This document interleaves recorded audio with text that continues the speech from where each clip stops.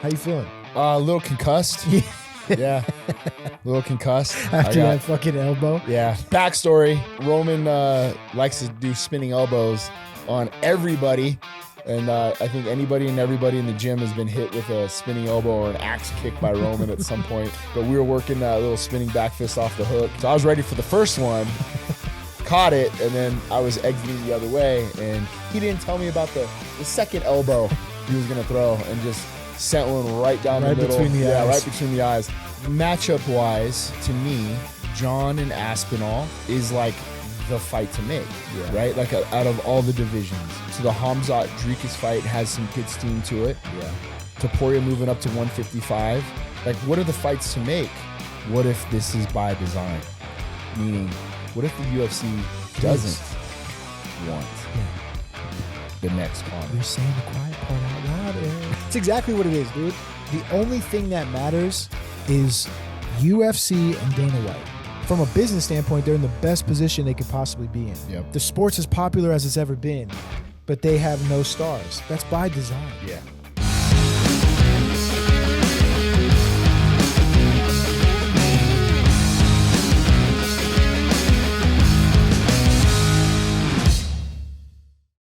What's going on, y'all? Welcome back to another episode of Verse Us with Eric Nicksick. He is Eric Nicksick. I am Randy Fainrich, and this is Verse Us.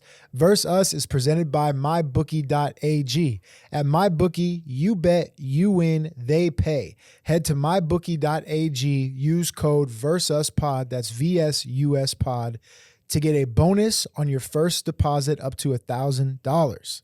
And today it's a twofer. Me and Eric sitting here. Gonna have some water cooler talk, shoot the shit. The good old days. Like the good old days. But we're gonna start with last night. Oh, well, I guess it'll be Saturday night by the time this comes out. Big win for Roman. Big win for Roman. A rematch with Marvin Vettori. A fight that I think, you guys probably wanted 5 rounds in that first fight. You got your 5 rounds last night. Roman was able to kind of come out on top. How you feel? How you feeling? A little concussed. Yeah, a little concussed after that fucking elbow. Yeah, I got the wrath of Spaz Roman in the locker room. So backstory: Roman likes to do spinning elbows on everybody, and I think anybody and everybody in the gym has been hit with a spinning elbow or an axe kick by Roman at some point, or a heel hook. Yeah, something. So, but we were working a little spinning back fist off the hook. And so I was ready for the first one, caught it, and then I was exiting the other way, and he didn't tell me about the second elbow he was going to throw and just sent one right down the middle. Right between the eyes.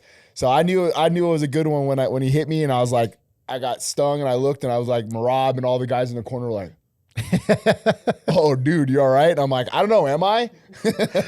Now you know what Dewey felt like the entire UFC 270 exactly. So, but yeah, man, great win by Roman. Man, how tough is Marvin Vettori? Yeah, great fight. Very much a back and forth, very close fight. Yeah. I think we were doing just enough to edge it out in the rounds. A little bit more volume. And I think a little bit more on the power shots, too. Roman was landing some nice, clean stuff. Had us scared in round 3. Marvin did a good job making some adjustments. I noticed that Marvin was timing the lead right hand from Roman, and Marvin was pulling off and then capitalizing because Roman was leading off with power from the rear hand side, and I think Marvin made a really good adjustment. It was like, oh, I'm going to pull off that and then counter, which he'd started to do. So then we made our adjustment to where we're going to lead with the right hand but throw the kick behind it. So if you're going to lean off that way, we're going to be able to land a kick. So he's either the teep or the same side high. And then, man, I was actually very impressed with Roman's cardio. That was something he's worked on quite a bit, and something I feel like with him, he gets angry in his fights, and he wants to, he gets pissed off, and I think that takes a lot of energy out of him.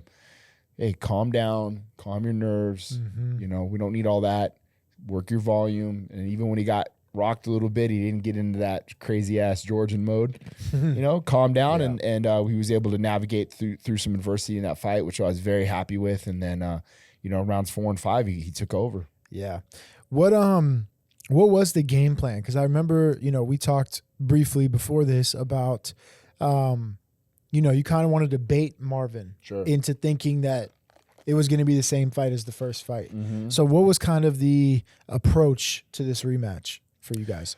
Well, first of all, the first fight was very close, and I think there was some adjustments that could have been made. I wasn't in the corner for Roman that fight, but being able to watch it and see some of the things that I think Marvin was doing, I felt like Marvin was probably going to come out with something similar game plan wise.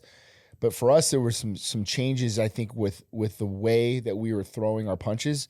So Roman was leading with the overhand a lot. Marvin was doing a really good job of blocking that rear side and then countering back with the hook out of the open stance. Mm-hmm. So in the first round, I wanted Roman to kind of throw some of those overhands to make Marvin feel like, okay, this is going to be the same exact guy in the first fight. Right. Then we started changing the angle of the punch. So we're coming up and under the elbow with the uppercut and then with the straight right. So there was just some variant changes that we wanted to do.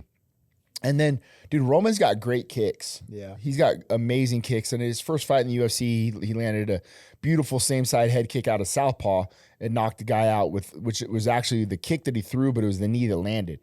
But Roman can kick hard. So that was something else we wanted to lean on quite a bit was, hey, man, let's get to a kick-heavy approach in this fight. And I think kicking and teeping to the body and the legs, and then all the stuff that comes upstairs after, I think will be kind of icing on the cake. Yeah.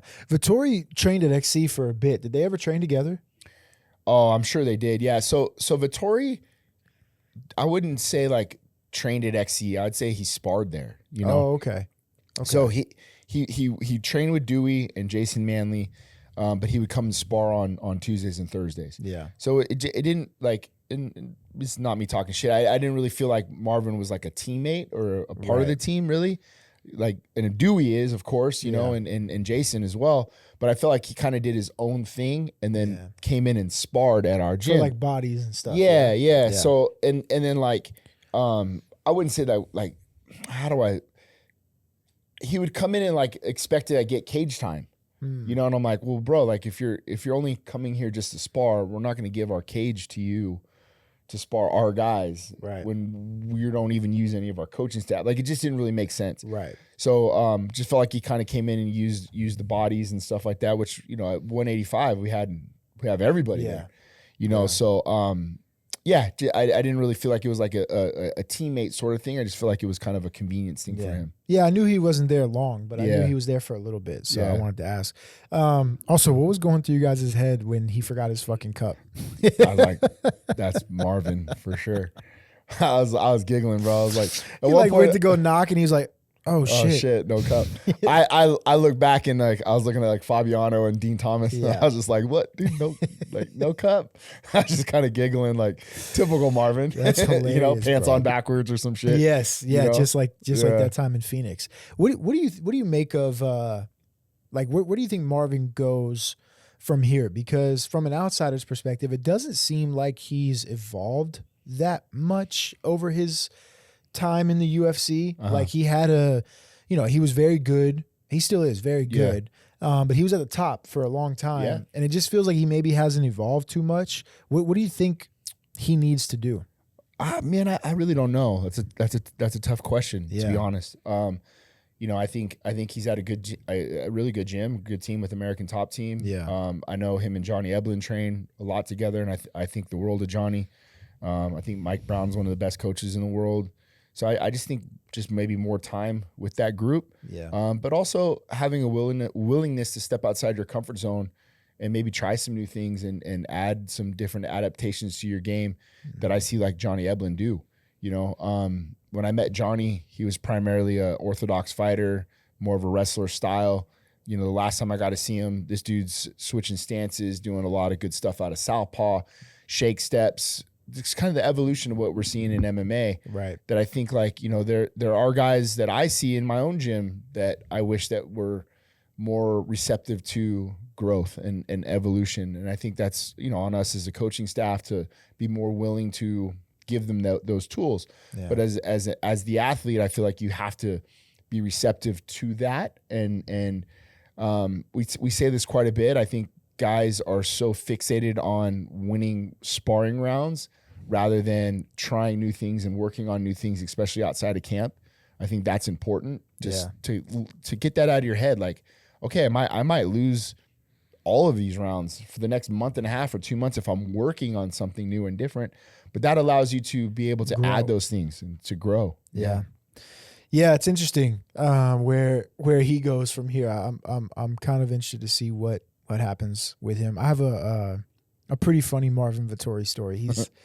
He's a character for sure, right? I mean, everybody knows if you're in the MMA space and you've come across him, he's a character. So I was working there when he made his debut. I don't remember what year this was, 17, 18-ish, something like that. And this was back when the UFC used to do birthday posts. Mm-hmm. So they would like post birthdays, right? And they would say, you know, happy birthday so-and-so. And if you were a champion, you got a different post. And if you were just on the roster, you got this post, whatever. And it was like after his first fight in the UFC, and he was being repped by Ali at the time. I don't know if he still is repped by Ali. Yeah. So I see him after his first fight, and he's like, "Hey, you work in social media?" I say, "Yeah. What's up, man? How are you? I'm Randy. Blah blah blah."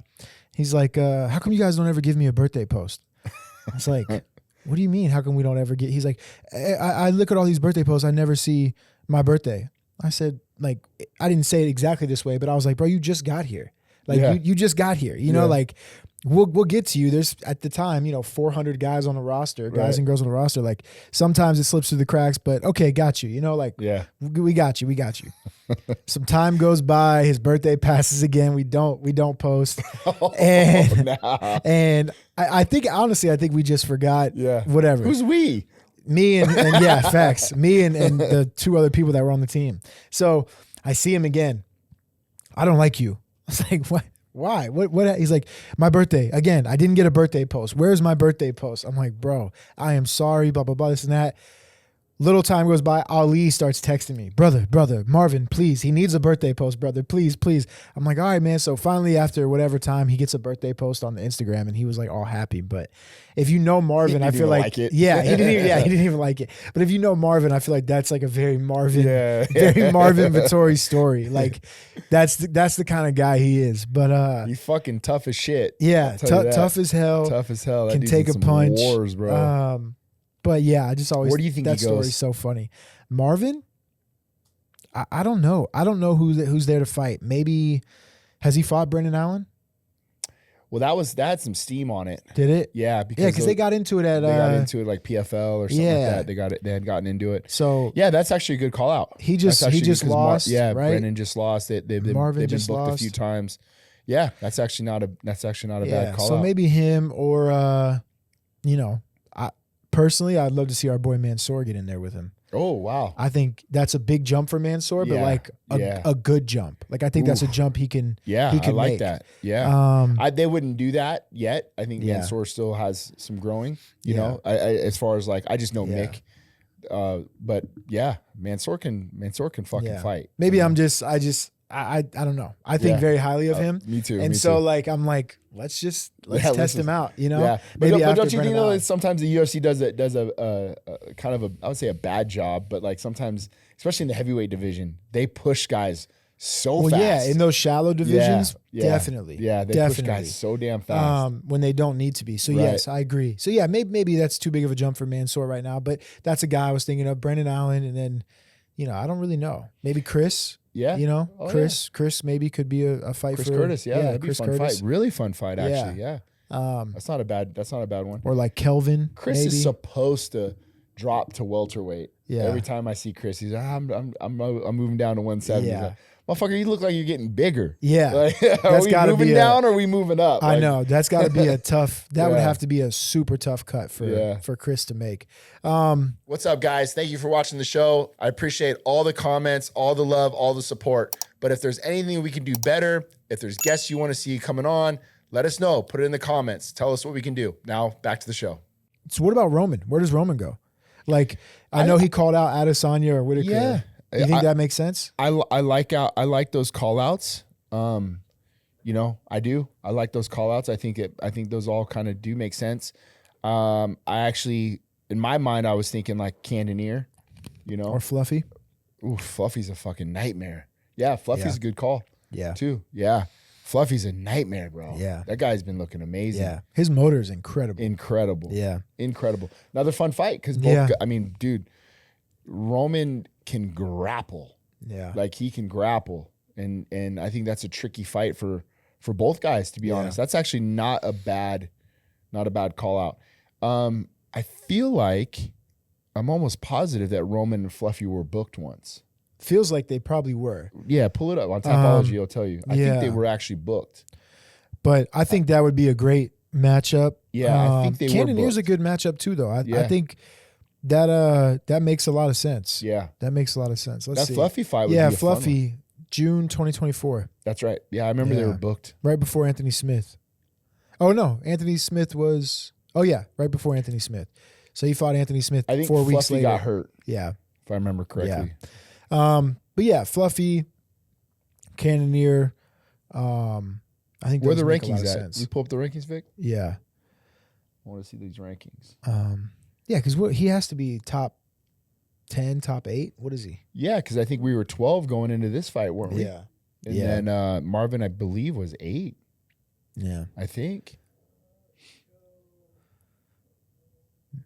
Is he done kind of jumping back and forth, or is Roman still trying to take? I think Roman will take any opportunity that comes his way. He just wants to stay active. Yeah, I mean, and credit to him because like 205, short notice call for Anthony Smith. You know, and I remember getting that call. Yeah. On like, hey, it's a Sunday and we're fighting Anthony Smith on Saturday. I was like, wait, what? Yeah. I got it, Vic. So yeah, he was 12. They're not updated on the UFC site. But Vettori was 8 and Roman was 12. 12, okay. So Paulo Costa's right in front of Roman, Brendan Allen, and Fluffy. Okay. And then, Cannonier, Caio, Bohalo.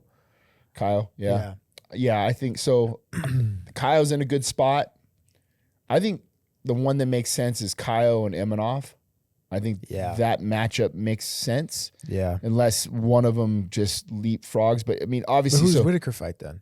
Right, so I mean, it's Dricus and Hamzat. Yeah, those are going to fight. I think it's Sean and Whitaker, Strickland and Whitaker. Okay, because that's a fresh matchup. Yep. I think it's Caio and Imanov. I think those guys would fight. Okay.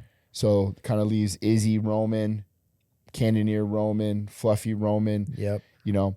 Yeah. I think you have to be the wild card in this whole thing is really Izzy. Yeah. On when he's gonna fight and if and when. Yeah.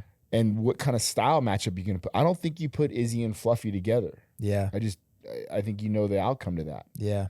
You know? So and it's how you wanna unless you want to try to put Fluffy on the A side of that fight. Yeah. Right? Yeah. Unless if you want to build him up. That's crazy how fast the sport changes. I mean, it's so it's a stylistic nightmare matchup for Izzy. Yeah, for Izzy. Yeah. I mean, Roman. I feel like Roman. If Roman had to pick between Whitaker and Izzy, I feel like you guys would want to fight Izzy. Yeah. Right. That'd probably be the better style matchup. I would say so. Yeah. I'd say so. Also, you mentioned earlier Roman was leading with his rear hand. Sure. Why do you think the jab is so underutilized in MMA? And I know Roman's not the only one. It's a lot of guys that don't use the jab. And I know that the sport is different, right? Obviously, than boxing. But why do you think it's so underutilized? Well, I think it's definitely something that more out of the open stance. I think guys are going to try to line you up for the power hand side. Yeah. But there's a lot of lead hand play. So you're occupying lead hand. So it's almost kind of like this is busy. Mm-hmm. So you're not utilizing your jab as much to set everything up. Yeah. So the lead strike usually comes from the rear side, or say usually, but that's what Roman was doing in that fight. Right. And that was some of the adjustments that I was trying to make was, so if we're going to lead with the cross, finish with the jab, like Bud Crawford style, like 2-1s. Mm-hmm. And I like that a lot too. Not only that, doubling up the rear side. So, hey, I'm going to throw it, but I'm going to double it off, or I'm going to use it as a trace step to get into a different stance. But I think, like guys like Sean, he utilizes his lead hand a lot. Yeah. And I think that he does a great job of using that as his cadence and as his rangefinder. Ray Cepho, same thing. Like Ray's big on utilizing the jab as a lot of primaries, Brad Tavares. But it can also kind of be tricky where it's like the way the sport favors knockouts now. Yeah. I think guys, I think all of Roman's punches were significant strikes, right? like there was no like real use of the lead hand. So right. I think it's something that certain guys utilize really well, and I think guys also get away from it because of where the sport has gone to that 50K bonus, knocking people out. You're trying to make a little bit of cash, so but the setups really do come off the jab. Yeah, everything comes off the jab. Yeah, and again, I know MMA is different because of the multitude of ways that you can win a fight, and you can take people down. You can use different limbs and all this stuff, but it is just so weird. Like, again, there are guys, Sean, Topuria, Dustin, they use the jab really well, but a lot of people don't. How was having Merab around all week? He was there all week or just on like fight day? And he was there for the shakeout in the morning. Yeah. Like I he would come in, watch some of the sparring and stuff like that. But dude, Merab's great. Yeah, Merab's great. Great energy. I really appreciate the relationship that Merab and a lot of these Georgian fighters have. Ilya and Roman. You just feel the family kind of atmosphere, and that was the thing that Roman kind of alluded to in his post-fight interview was he knows Merab as the human being, as the person, not as Merab, the champion or the UFC fighter. And I think that says a lot about their relationship. It's not just like, oh, I want Merab because he's the champ in my corner. I've known this guy for a long time, and I've seen him before he was anything. So there's that connection that I think that they have that just reminds each other of the growth and the hard work that they've shown. Yeah.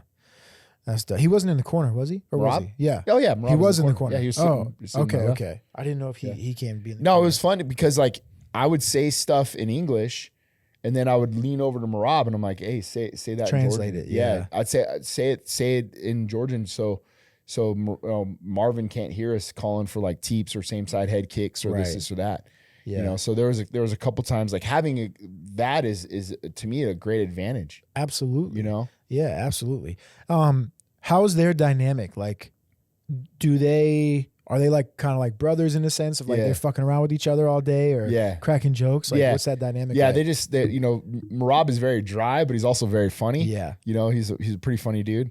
So yeah, you can see that like that camaraderie and that kind of inside joke stuff with those guys, so they're very comfortable with one another. Yeah. I like Merab, man. Yeah, Merab's good dude. He's so funny. Yeah. Sparring Kevin James is still my favorite story. I think we've told on this podcast. Yeah. That shit was so funny. Yeah. Yeah. Fucking Merab, dude. I love dancing much as I love fighting.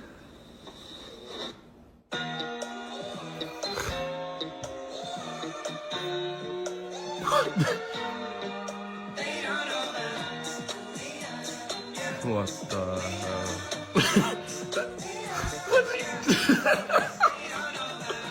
I did see that. Yeah. Oh my God, dude. Someone's got to be putting him up to this stuff. Is he really just sitting there scouring Reddit and the internet for I think he's just like genius funny. Like, dude, that shit was fucking hilarious. Even when they were like dressing up Vato as Sugar Sean O'Malley. He looked just like Sean. Yeah, too. That shit was funny. Like he's a funny ass character, bro. Funny ass dude. Oh man. Hopefully he fights soon. Merab. Yeah. Sounds like he's getting that rematch, huh? I know, but why, dude? Yeah. Why? But I mean, who's next? Who do you put in? I mean, who's at bantamweight? Corey? Well, Corey and Figgy are fighting.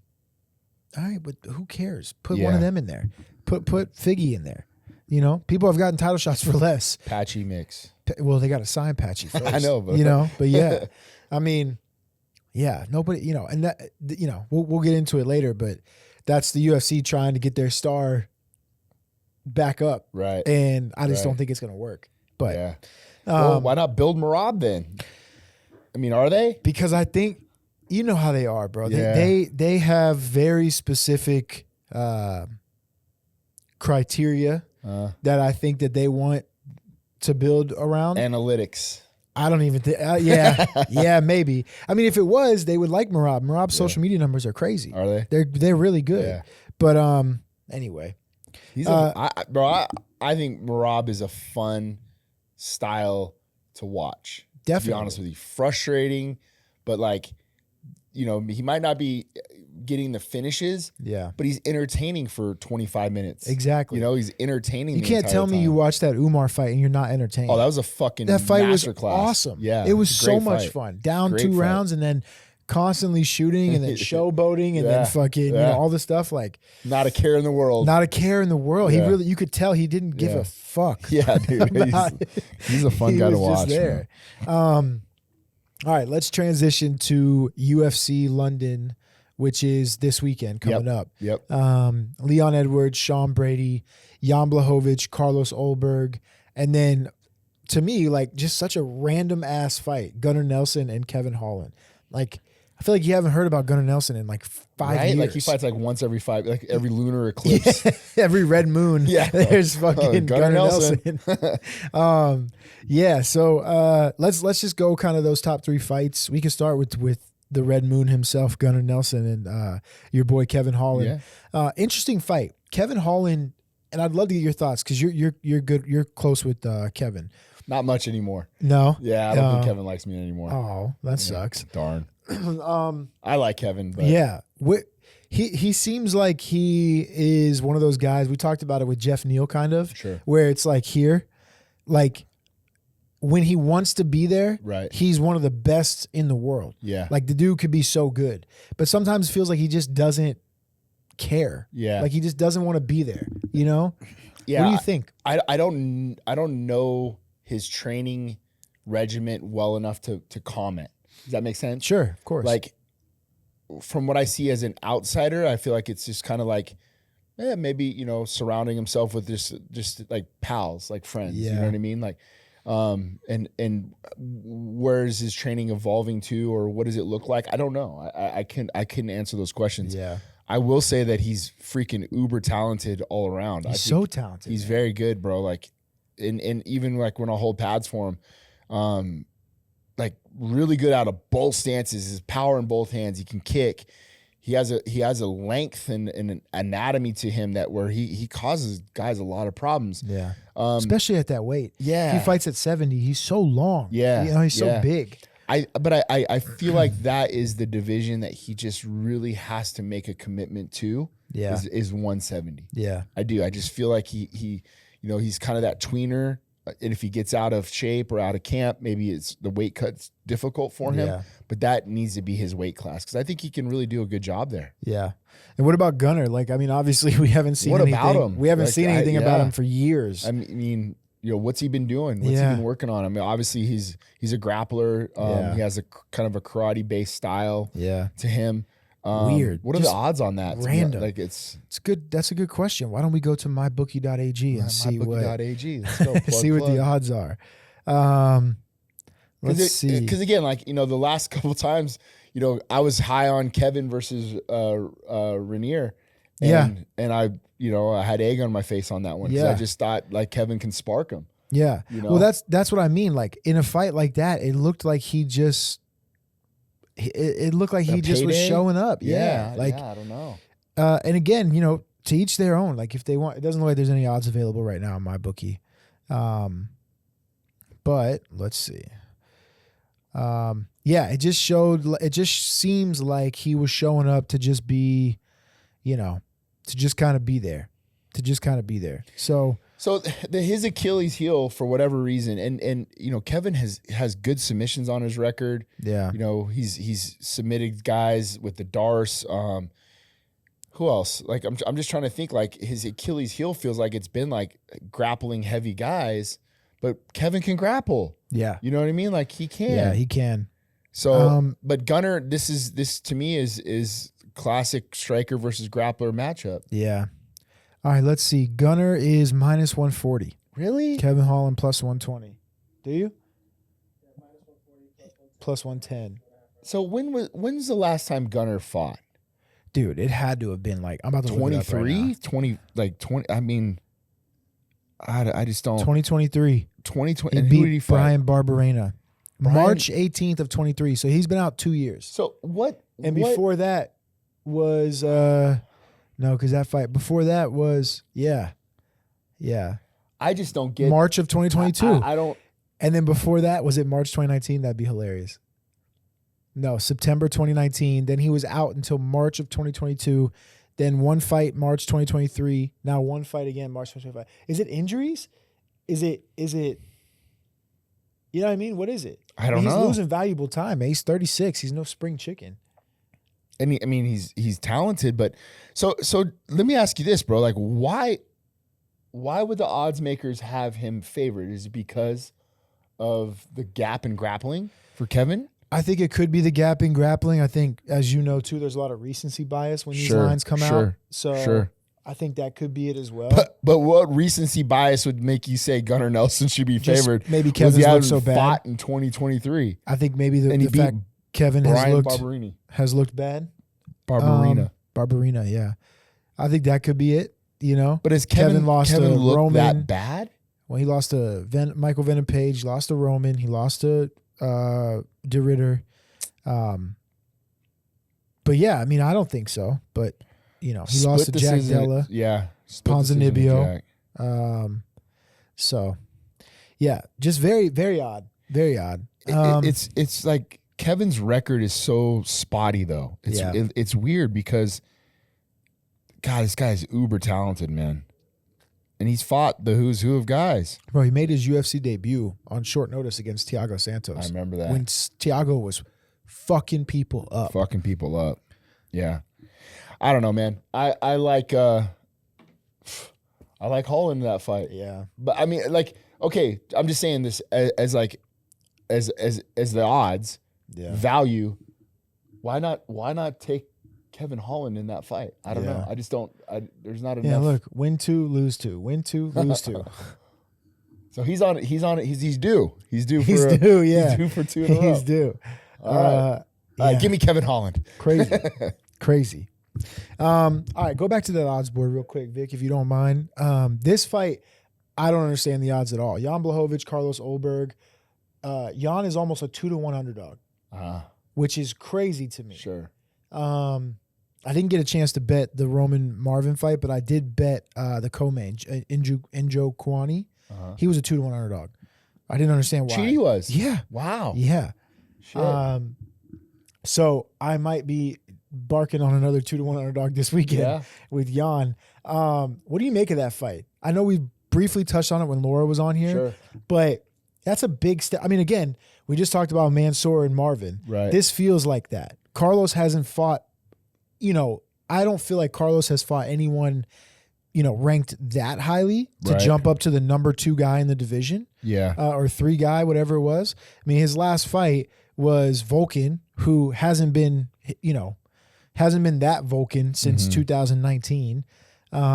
He was scheduled to fight, Jamal. He was scheduled to fight Anthony Smith, but he's coming off wins over Ihor Potieria, Jung Dawoon, and Volkan. You know what I mean? It's not like he's Menenfield. right. It's not like he's fought anyone in the top, maybe even 20. Yeah. So This is a big jump in competition, bro. exactly.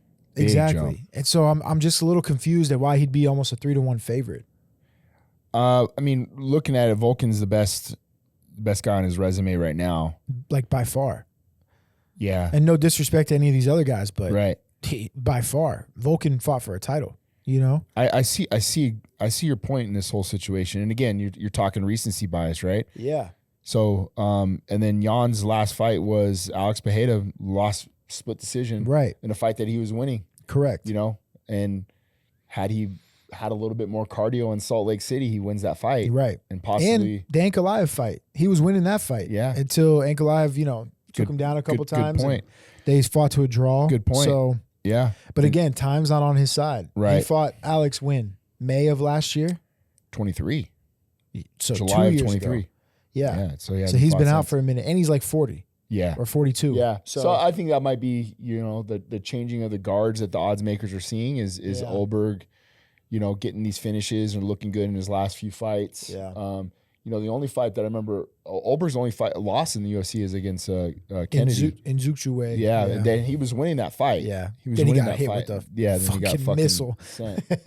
So I can see why the odds makers are going that route, but man, that's not a bad call on an underdog. Like, why not take Blachowicz? Because 2-1. Yeah, and I think that's a fight that Jan needs to wrestle. You think so? I do. Yeah, that's interesting. I think at least mix it in. Yeah, yeah, that's interesting. Yeah, I mean, I'll take your word for it, but I just think Jan's better. The only disadvantage he has is the time off and his age. You know, which is a big disadvantage. Yeah, but I just feel like that's a lot for Ulberg to chew, but or to bite off. But we've seen crazier things. Also, Carlos Ulberg's 34. I did not know that. I thought he was like 27. No. So he's not. But he's had some gaps in time off as well, huh? He made his debut in 21, March of 21, then didn't fight until February, then June, then November of 22. So he's been kind of consistent. 3 fights in 22, 2 fights in 23. He had 1 fight in 24 because the other 2 were canceled. This guy's Jamal a Hill finisher too. Yeah. Huh? Jeez. Yeah. Yeah, he throws heat. No doubt. Menenfeld 12 seconds. Yeah. Fuck. I remember that fight. Yeah. Yeah. I remember Pat Barry talking to me about that fight too, because I remember he was like, Pat Barry's like, stay calm. And Menenfeld went out and just went fucking he went crazy. Check hook. Yep. Yeah. Yep. Anyway, it'll be interesting. I like your read on that though. So we got 2 underdogs. We parlaying a little round robin. I think we are. Okay. Yeah, I think we're going Kevin Holland, Jan Blachowicz, and then main event. Vic, if you could pull that. Yep. Leon is the underdog in this fight. Small underdog, plus 120. Sean Brady minus 155, 154. Kind of break this one down for us, if you will. Like, give me Sean Brady. Yeah. Yeah, give me Sean Brady. I mean, do you think Leon has a path to victory, or do you think Sean's kind of just better? I think Leon definitely has a path to victory. I think he can spark him. Yeah. But is that the only way he wins, though? No. I think he can win a 5-round war and pick him apart. Yeah. If he can keep it on the feet. But me personally, I just, knowing Sean Brady, knowing his style, hearing what I hear from Felder and those guys, that this dude's just different. Yeah. And I actually think that the quality win of Bilal Muhammad versus Sean Brady is huge. Yeah. I think to me, Sean Brady, for the last few years, I've been singing his praises. I remember so Kevin Lee comes to me one day and he's like, hey, I'm moving up to welterweight. He's like, who should I not fight? And I was like, Sean Brady. Just don't fight Sean Brady. And I'm like, all the guys, I'm like, yep, good. Sounds good. I like that fight. Not Sean Brady. Yeah. So 2 days later, typical Kevin, what does he say? Give me Sean Brady. He goes, fighting Sean Brady. And I was like, what the fuck? No, we're not. He's like, why are we fighting Sean Brady? That's the one guy said, let's not fight. And he goes, yeah, because you told me that guy says, I want to challenge. I'm like, not him.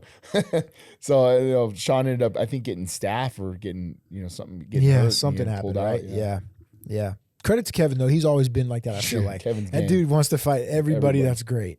Sean Brady's good, man. And, it's only going to make the Bilal's win over him look better the more Sean fights to get back to the title, because I think he's really, really good. I think it's one of those fights, speaking of Kevin, I think it's one of those fights where the John and those guys over in Philly, John Marquez, and Dean Thomas works with him, with Sean. Yeah. I think it's one of those fights where Khabib laid the blueprint for us against Edson Barboza. Do you think it's going to be that bad? I think Sean puts it on him. Really? I do. I think Sean puts it on him. Yeah, I think Sean does it better than what Bilal did. That's my whole point. That's what I was getting at. I think they take that blueprint, make it better. And I think Sean has better top side grappling maybe than Bilal. I think Bilal's a little bit more flowy as far as his grappling. I think Sean is more pressured, glued in, ground and pound style. And I think if that Is that more Sean- like that Khabib style? Yeah. Is that right? Or am I yeah. wrong on that? Yeah, no, I think so. Just but like heavy hips. heavy, like, heavy. Put like, and Bilal has that too, but Right. Bilal is more willing to allow you to get back up so he can mat return you. yeah. And I think Sean has similarities to them as well, but I feel like Sean has more of a pressure style grappling where he's more trying to get ground and pound off, and I think Sean can get him out of there. Wow. Yeah, I think Sean can get him out of there. Late round ish? That would be that type of style. Yeah. I would imagine. I can see him late third, fourth round. wearing on him Just pretty good and get him out. yeah. And it's what's interesting to me too.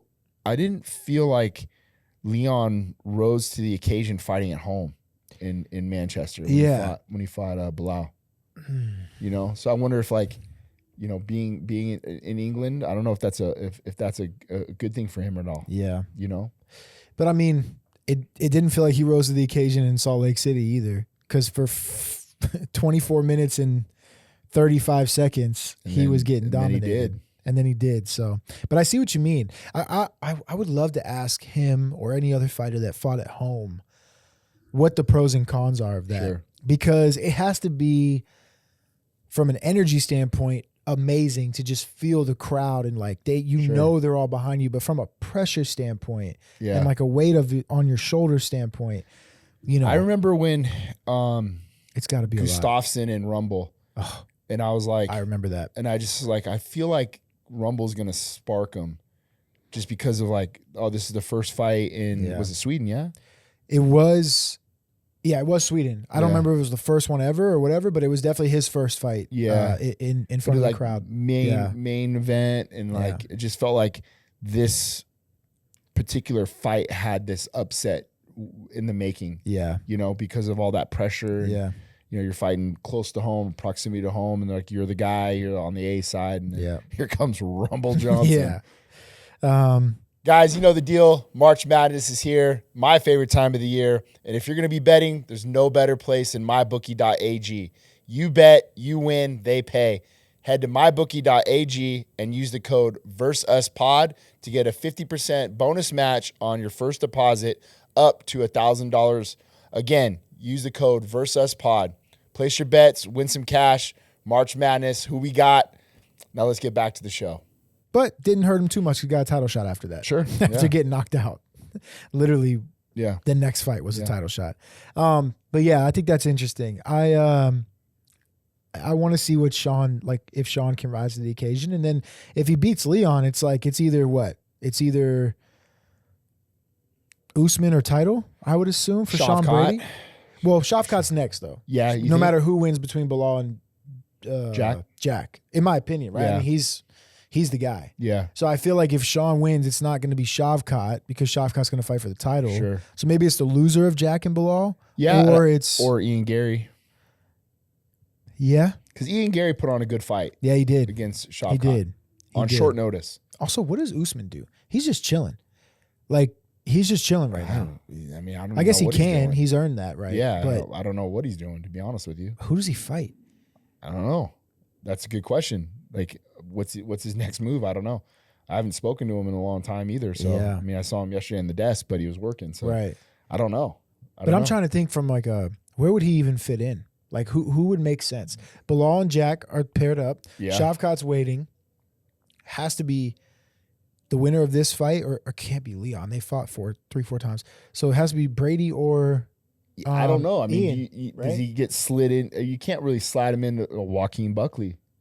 Oh, yeah. That's another. Yeah. There's your fight right there. I don't want to see that fight, though. I feel like that's a boring fight. Buckley and Usman? Yeah. I feel like Usman just... I mean, I guess, again, age and time off, but I think Kamaru just probably overwhelms him. But yeah. Because you gotta put Buckley in that mix because he's undefeated right now at welterweight, right? Buckley and Ian Gary, right? Buckley and Ian Gary makes sense. I think that fight was once booked. It was, and then they moved Ian Gary to fight Shavkat. Okay, so let's play devil's advocate. So Sean wins. Let's just say Sean wins. Yeah. Right? He's not fighting down because that's going to put him in the number 1 or number 2 spot. Shavkat, you move up to 1. So Sean Brady and Usman make a lot of sense. Yep. That fight does make a lot of sense. Yeah. And then Buckley and Ian Gary. Ian Gary. Yeah. So Jeff Neal and Pratis are booked. Bro, that is. It's a great I fight. can't wait for that fucking And fight. Morales and Gilbert Burns is another one. That's in Miami, I believe. Oh, both of those are in Miami, huh? Are they? I think so. I think you're right. I think so. Yeah. Bro, I was watching a little tape on Pratis. That guy's a fucking nightmare. He's good. Yeah, he's good. He is good. That's his name, right? The Nightmare? Is it? Is that his nickname? Yeah. That Bro, dude he is is. fucking good, bro. You saw him light the cigarette up at the pay-per-view? Yeah, that was awesome. That shit was funny. Yeah. Yeah, he's good. I was watching his fight against Radke just recently because I was just watching some open stance stuff and what he was doing with Radke. And Radke's no slouch either. Right. Right? Like that's a quality win right now. Yeah. Bro, the way he knocked out the Leech, that shit got my attention. Yeah. No one sparked the Leech like that. Yeah. Ever. Yeah. And he's taking some damage. How about these guys, man? The fighting nerds. Yeah. They're doing it. They're also just like a great I don't even know what you would call them. A group? Like they're just like it's just like something that good energy, man. that you could build around. Yeah, you know Pablo, what I mean? the coach, Glasses, great guys. Kyle, Gene Silva's doing his thing. Yeah. Roofy went out and did a fucking. I hate that shit, bro. I know, I text both of you in the group chat. I said, I fucking hate this shit. Yeah, dude. I can't stand it. It's like why we got to kill the legends like this? Yeah. You know what I mean? It's like why? Like we knew what was gonna happen. We knew what was gonna happen. You know what's gonna happen here. Yeah. And also, Bobby Green's not the guy you get the rub off of. Right. Like if you're gonna do it against a better name. You know what I mean? Like I don't know, man. It was just. And Bobby Green's done so much for like the company, taking all these fights. He fought Islam on like 3 days notice and shit. Like, why you got to let him go out like that? Man. You know, it's fucked up. That was a highlight. You know, that was a highlight. It was nasty. That was nasty. Nasty. Yeah. Set up beautifully. Yeah. You know, working on the back. You love to see that. You know, like fucking timing that shit. Yeah. But these guys, man, like they got a good crew over there. Really where do they train out of? Are they in Sao Paulo or are they in Rio? I think Sao Paulo. Are they? I think they're in Sao Paulo. Yeah. Yeah. Yeah. That's a good transition actually, because I wanted to talk to you about this. What do you make of? And I'm sure you might have seen the chatter on Twitter maybe or Instagram, but what do you make of the current landscape of like the superstars that UFC has or doesn't have right now? Because a lot of the talk is, you know, the UFC lacks the power of like having a superstar. Yeah. And the argument is they're as popular as they've ever been. Sure. But they don't have that person, that guy or girl that's going to cross over. And we were talking off camera, like, who's going on Good Morning America? Right. Who's going on the Today Show? Who's going on Sneaker Shopping with Complex? Yeah. It hasn't been an athlete. Yeah. There's been a lot of Dana, but it hasn't been an athlete. And so like I'm curious to get your take on the superstar or the lack thereof in the current landscape of the UFC. Do you see that? Do you feel that? I don't feel it from my presence, like in the sport, but I mean, you would, I think, in more the media side of things. Yeah.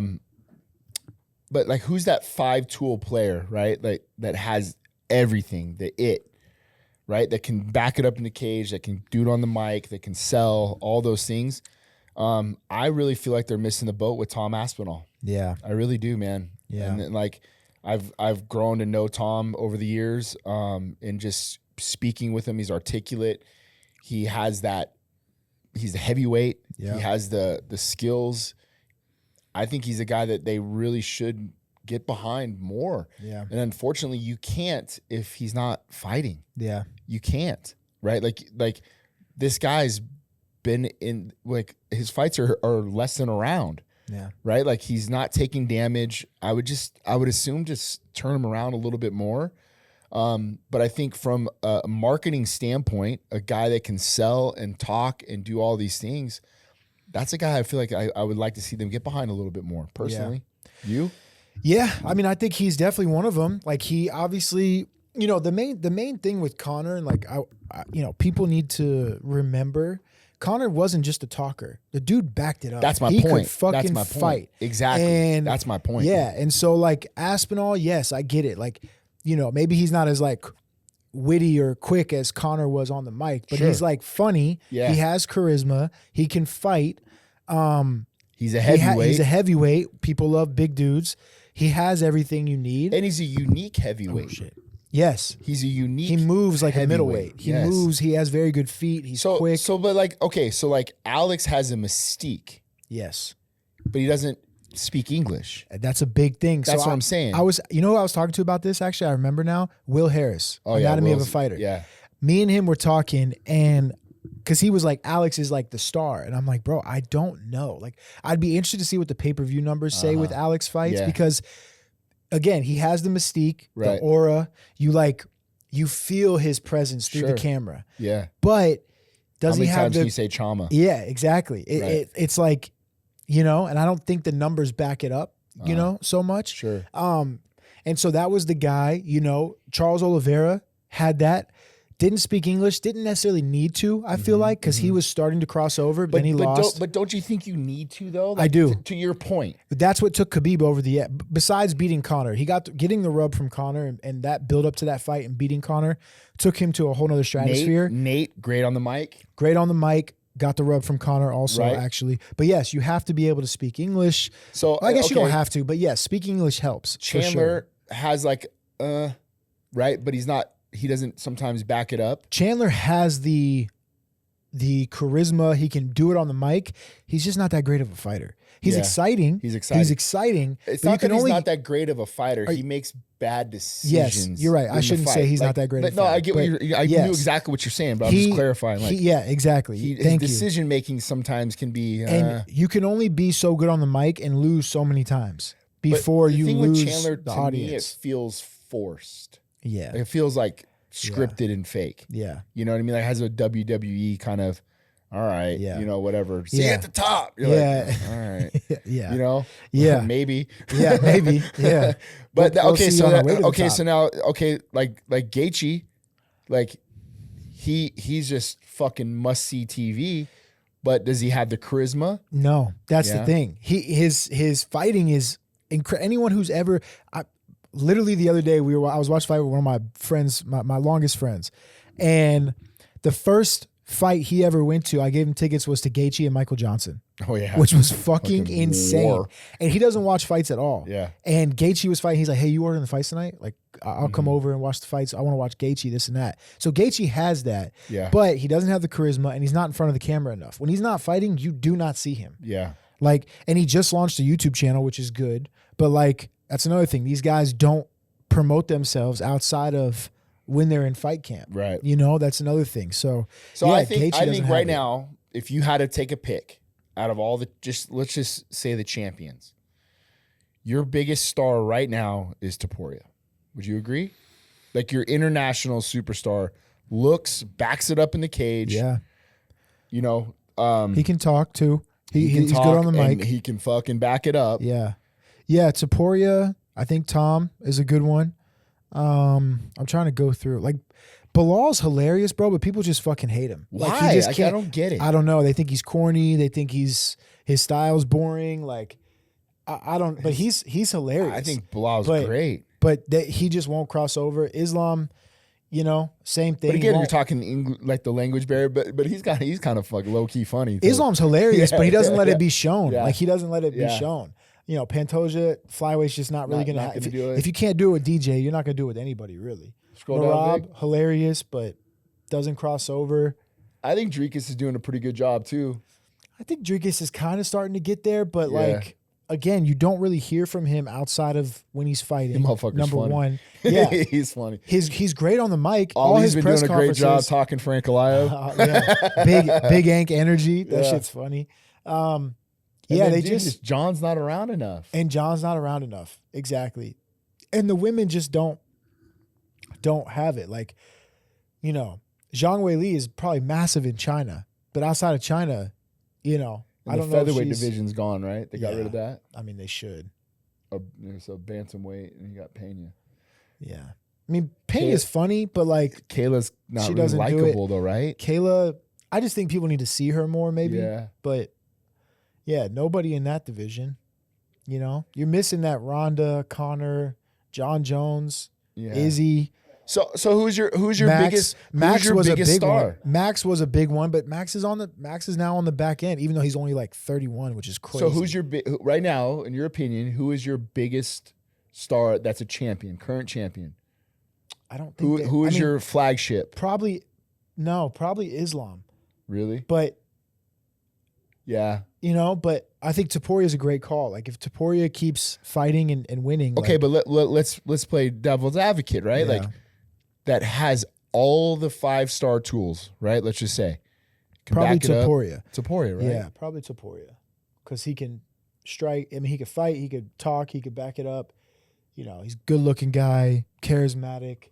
Like he has all of that. Rob's pretty fucking funny too. Rob's hilarious. But again, another guy that like they don't want to get behind for whatever reason. And that's, to that point, Sean O'Malley was the guy they were banking on. Sure. But I just don't think Sean crosses over like he thinks he does and like the UFC want him to. Really? I don't think so. I think if you look at his numbers, like, again, we don't know his pay-per-view numbers, but like I just don't, I think he has a really engaged following. Like the people that follow Sean like really fuck with Sean.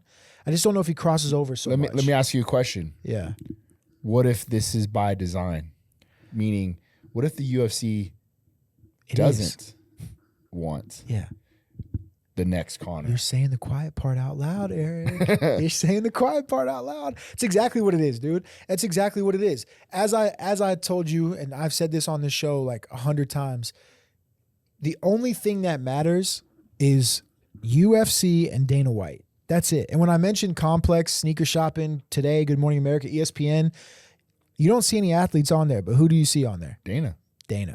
And that's by design. I think they are, from a business standpoint, they're in the best position they could possibly be in. Yep. Again, I think, was it Ariel or Luke Thomas or someone was like, the sport's as popular as it's ever been, but they have no stars. That's by design. Yeah. That's by design. That's why you could go to a Netflix, Amazon, or ESPN or whatever and say, we have the product. It doesn't matter who it is. And the cherry on top, which is why I think you won't see Jon and Aspinall fight this year and you won't see Conor fight this year, is because they're holding that in their back pocket for their new TV deal. Yeah, I think that's what it is. And so, yeah, it's by design. I don't think they want, I shouldn't say, I don't think they don't want a star, but I think they're very comfortable with like not having a guy or a girl right now. Yeah. I think they're comfortable. So matchup wise, to me, Jon and Aspinall is like the fight to make. Yeah. Right? Like out of all the divisions. I think you have a star in the making with Hamzat.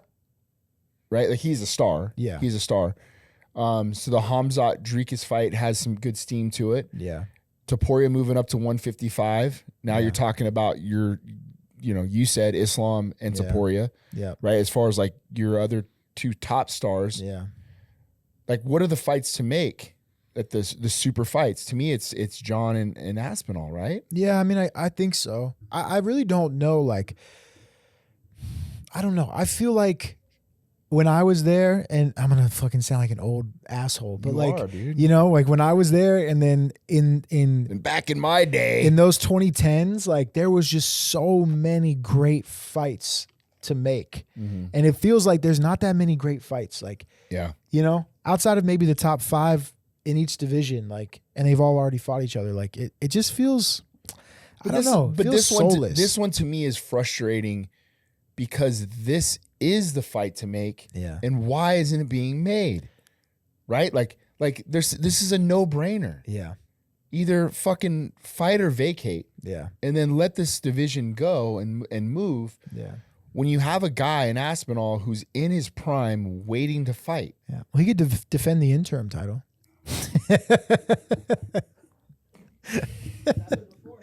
This is by design. It's what they want. It's what they want. I'm sure Jon wants more money too, which they should give him. Pay the motherfucker. Yeah. Like they won't. Hey, pay him.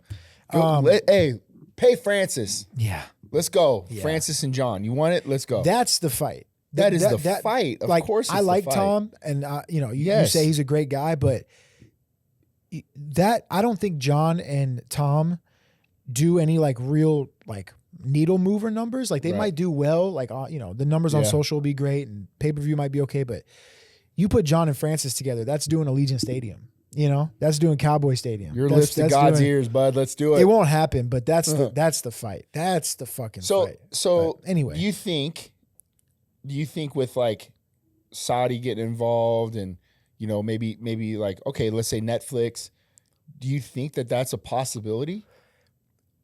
I mean, if you got some big money coming in now. Like, what if somebody's just enamored by Francis and just goes, yo, I think dude. someone is enamored by Francis. I think his name's Turkey. Yeah. I think he is. Like, even though he wanted us to lose so bad in those boxing matches. But Turkey did? Yes, dude. No. Yes. I remember at one You mean the guy that was no. Yeah, I won't say any conspiracy theories. No. Don't say that. I won't say it. But I do remember at one point. I want to go back to Saudi. He was like, Francis, we want you to lose, brother. We need you to lose. Like, you cannot be beating our heavyweights. This was after the Fury fight.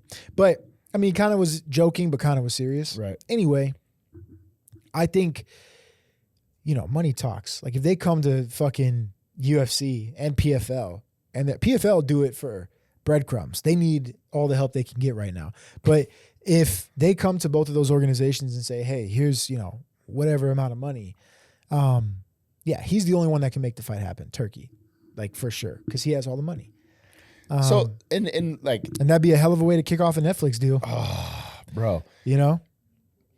So I think it's I mean, I don't know. Call me a hopeless romantic. I mean, have you talked to Francis? Yeah, but I haven't talked to him about that. No?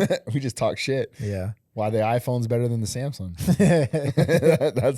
That's really it, you know? Do you think that the older the UFC gets, it's going to fall into like that boxing thing where like these super fights, like obviously Manny Pacquiao, obviously like now that the UFC's getting older, it's becoming more of like a international brand? I don't because I just think there's too much depth. Yeah. There's just so much depth. Yeah. No, I don't think so. I don't think so. I think what they're doing is they're icing Conor out for the TV deal. I think that's like a for sure. Also, Conor needs to get his shit together. Like, let's be honest. It's not just the UFC. But the Tom and John one, like, to me, the only thing that makes sense is John wants a little more money and they might want to wait for the TV deal. Yeah. Because to package that. Reports are out there that International Fight Week is booked. And that's the Islam, Topuria, Dricus, Hamzat fight. And then that first pay-per-view in June is supposed to be the Pantoja Kai Car-France. They got Bilal in May. They got Volk in April. So it's like, all right, in July, like, is that going to happen in July? Is that going to happen in August? Like, I mean, dude, we're right around the corner. Yeah, it's not that far away. Yeah, we're not that far away. So I don't know. It's interesting, man. I just wanted to get your thoughts on it. And then that leads to the other thing, the series of tweets from the New York Post article. Have you seen this? No. Can you pull this up on the screen, Vic? The New York Post came out with an article talking about how ESPN and UFC are frustrated with each other. Mainly how UFC is frustrated with ESPN because for the last pay-per-view, the app stopped working or didn't work like the first 3 fights. Yeah. So I guess people were only able to watch... Ooh. So people were only able to watch like the co-main and main event and miss the first 3 fights. So TKO Brass. So what? Craig Bassari, I'm assuming. No, TKO Brass would be like Ari. Okay. Patch. Oh, is it? Either way, there's tweets in there as well. I think I included in the doc. Yeah. I could send them to you again, but you know. They weren't able to watch the first 3 fights. They only got to watch the pay-per-view. On the pay-per-view. And they were still getting charged. Your money back? That's the thing. I don't think they did. No. I don't think they did. And so you get basically 2/3 of the fights are blacked out or just what was you get it, to buffering? watch you get to watch 40% of the fights. So they it wasn't working at all, apparently. Dang. And so this isn't the first time. I don't use ESPN. This is on the last. This is on 313. Oh, shit. Yeah, this is on 313. So I don't use the ESPN app to watch the fights. But you know, from what I understand, this isn't the first time that that's happened. It's in there now, Vic. This isn't the first time that that's happened. So that's a problem. It's been a problem. So UFC is like pissed at these guys, and ESPN, their argument is because as most people know, when they signed the deal with ESPN, they were guaranteed a minimum number of pay-per-view buys. So So the UFC extremely upset with ESPN over the pay-per-view issues during the fight card. UFC have an issue with ESPN because of their tech. ESPN feels like they're not getting the pay-per-view buys they expected from the deal, which goes to the star power, lacking star power. UFC will do everything in their power to get to Netflix. Netflix doesn't want to do pay-per-view, which makes a lot of sense. And then pay-per-view numbers are way down, and pay-per-view points are becoming pointless in fighters' contracts, and that's the quiet part out loud. That's why the UFC probably isn't as concerned with building stars, because they don't necessarily need to do pay-per-view numbers, therefore don't need to pay out pay-per-view points. Interesting. So ESPN has a point, though. I mean, they gave them that minimum guarantee with the thought being, hey, you're going to have some pay-per-views that do close to 1 million. Now, it's not all on lack of stars, right? Sure. Streaming is it's so easy to get an illegal stream nowadays. Sure. So that has a lot to do with it. But so when you signed the ESPN deal however long ago, right? This 2019. Is something that we've talked about. Like any numbered card is a title fight. Yep. Or Conor. Yes. And how many times have they gotten Conor? Twice, right? Yeah. Cerrone and Poirier. Right? Poirier twice. I Maybe. can't remember if both Poirier or 2 of the 3 were on ESPN, I think. Maybe, yeah. So maybe Conor twice or Conor 3 times in 6 years now? Yeah. Yep. Yep. Yep. Yeah. So,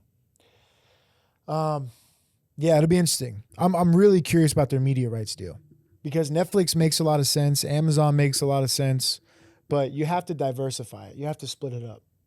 Maybe keep pay-per-views with ESPN and then do fight nights on Netflix and Amazon or something like that. But so, I mean, like, what do you do? Like, do you get your money back? Is that through ESPN? How does that work? yeah, you'd have to go through ESPN, Right? I mean, it They has have to be all- through yeah. ESPN. And how do they not grant you your money back? Yeah, or give you a credit on the next pay-per-view. I mean, the Yeah. pay-per-views are still what, $80? $80. Like, Dude. that's crazy. Could you dude. imagine spending $80 and only getting to see 2 fights? Yeah, I'd be pissed. yeah, I'd be. Or 3 fights, right? You said? I think it was only the co-main and main they could watch. Really? Yeah. Wow. So I think they missed out on the first 3 fights. Damn, that's rough. So yeah, if you miss out on 60% of the fights, you Yeah. should get 60% of your money back. Yeah. You know what I You mean? just give them their money back. Yeah. Yeah. So interesting time. But excited to see what they do. I really want to see what they do with this TV deal and with the stars that they can build. Yeah. Because it's very obvious they don't have the crop that they once did. Yeah. And all those legends are on the other side of their careers. Sure. Max and Dustin and Gaethje and I can't even, a bunch of them. All the ones. Let me from ask you this years too. ago. Now, is that somewhat of a byproduct as well? Like, is there a ripple effect by not traveling to more destinations and keeping fights at the Apex? Yeah, of course. You know what I mean? Like, I just don't understand it. Really? They save so much money doing By fights at the doing it there. Apex, man. Yeah. So much Fuck, money. man. Like, Seattle was amazing. Oh, dude, by the way, what the fuck is the TKO guy? He's like second in command. It was either Mark Shapiro or Patrick Whitesell. I can't remember which one it was, but I don't know if you saw they do an earnings call because it's a public company, obviously. And on the earnings call, he was like, "Yeah, we're gonna do a lot more shows at the Apex." I mean, honestly, you can't even tell on camera if you're at a sold out arena or an Apex show. It's like, dude, who are you talking? Like, do you fans like? They think you guys are so dumb. Yeah. Like so dumb to be like, yeah, you can't really tell a difference. Like, dude, what are you talking about? Yeah. It makes the experience watching at home so much better when you hear the roar, when you see Theo Vaughn and these Max Crosby and these guys front row jumping Sure. up. It makes that experience so much better. And it's all a money thing. They save so much money doing events at the Apex. And again, from a business standpoint, it makes a ton of sense. Yeah. But if you're trying to build stars and build the sport and grow, you got to get out there. You know? mean, dude, there's these cities like, I'm just, Seattle for one, like Oklahoma Right. City, like, Right. these places like small, I didn't say small, but like that have these arenas Yeah. that want UFC to be there. And I don't know, man. It just doesn't, to me, it doesn't make sense. Like, Yeah. even like Roman and Marvin last night. Yeah. Like, dude, that fight was wild. Yeah. And just being able to have a crowd behind it. Yeah, no crowd. You know? Oh. The Apex remodel that they're doing, they said that they could put like 1,000 seats in there, remodel. Oh, 1,000 seats. Yeah, just polishing a turd. Yeah, exactly. Putting lipstick on a pig. Like, that's it. You know? And again, saves them a bunch of money. That's why they can do a $3 million renovation and add on to their fucking building because, or probably more than that. Yeah. But, you know, look at these cars. And look, this isn't a shot at fighters on the roster, right? But like Moreno and Usyk is the main event. Like, who the fuck else is on this card? You know what I mean? Like, all right, Manuel Torres and Drew Dober in the co-main event. Like, cool, man. That's a fun fight. But like, is that co-main event worthy? Kelvin, I love Kelvin, but you know, he's not the same guy. Yeah. Joe Pyfer, like, all right, you tried to build him up. This is Zell Huber's spot, and then Austin, Right. And then look at the next one. Josh Emmett and Lerone Murphy. You can't do that fight in Sacramento just to give it some oomph, you know? And that's a great fight. Like Lerone and Josh Emmett's a great fight. That's an Apex fight, That's right? an Apex fight, though. But like my point is, Yeah, you're building do cards. it in San Jose. Do it in Sac. Yeah, Right. do it. Yeah. If you're going to make that a main event, which, again, it's a great fight, and those are great fighters. But if that's going to be a main event, at least do it somewhere where you can And now this hear one's some shit. Kansas City. Which is awesome. That's great. Jamal and Khalil is But I love this. Like Des Moines, Iowa. Great. Yes. Let's go. Yeah. That's a great stretch for them. That's what UFC used to be. Go back up. Volk, Miami, Kansas City, Des Moines, Montreal. Back to back to back to back with maybe a week off in between, I think. That's how you do it. You know? That's what you do. But so I remember like we went to Moncton. Yes. Remember that? Yeah. No, what was the other one in Canada I was thinking of? I was just thinking about this place the other day. Saskatoon. Yeah. Saskatoon fucking. But they're paying. Yeah. Like they're paying the UFC to come. Yeah. Some of those places are. Not all of them. But some of them, you're right. But that's why you have a Salt Lake City show every year. Sure. That's why you have where else the fuck do they go? I don't know. But that's why you have those shows every year. But they got to get back to doing stuff like Halifax, Nova Scotia, and Hidalgo, Texas, that Laura was talking about, which was Derek Brunson, Uriah Hall. And then that was actually Dustin Poirier, Michael Johnson was the main event. Yeah. You know, you got to get back to doing those quirky little towns. Like they eat that shit up. Yeah, they That's do. why you do a $9 million gate in fucking Seattle because you haven't been there in you haven't 15 been there in years, so long. 11 years. Yeah. Yeah. I agree. But you know, they're it's not what it once was. They're owned by Endeavor. That's a, billion-dollar business, and they run it like a business. You know, they run it like a business. So it'll be interesting. That Miami card, I can't fucking wait for though. That card's gonna be so good. Will you pull that card up? Dude, pumped. Yeah. Pumped. Yeah. Yeah, that's gonna be good. So we got I mean, dude, the main card, and they put Yair and Pitbull on the main card now. Go down one more. Yep. Oh, this opens it? Yep. Okay. Yair and Patricio open up the main card, which is like, that main card is worth $80. That's what you pay $80 for. You know what I mean? Agreed. Like, so we got Ige is on prelims then? Yep. Okay. So he's Keep the scrolling. co-prelim headliner, it looks like. Okay. Keep going. I want to see where Rose is at. All right. There's Julian. And then Mitch Raposo. Okay. Damn. How many fights are on this card? Holy shit. 1, 2, 3, 4, 5, 6, 7, 8, 9, 10 prelims, 15 fights on the card. Holy shit. Jim Miller and Chase Hooper is hilarious. Yeah, dude, that's awesome. That is awesome. Who do you got in that Chandler Patty fight?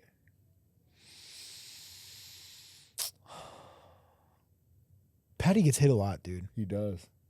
That left hook.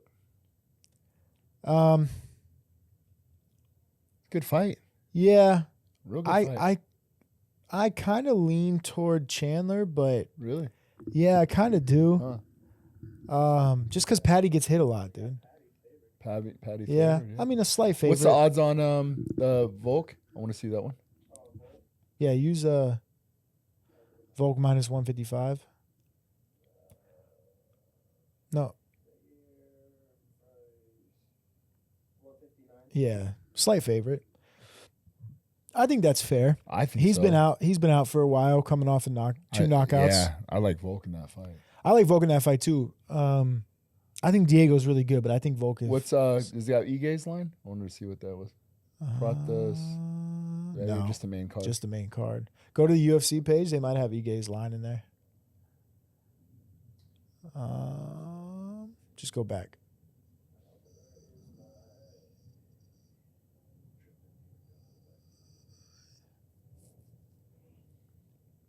Ige Sean Woodson's fun too. That's gonna be a fun Yeah. fucking fight, dude. Got to get inside on that Gotta long get motherfucker. inside. Nah, no Little odds. Pitbull. No odds yet. We got Ige's been sparring Brian Battle.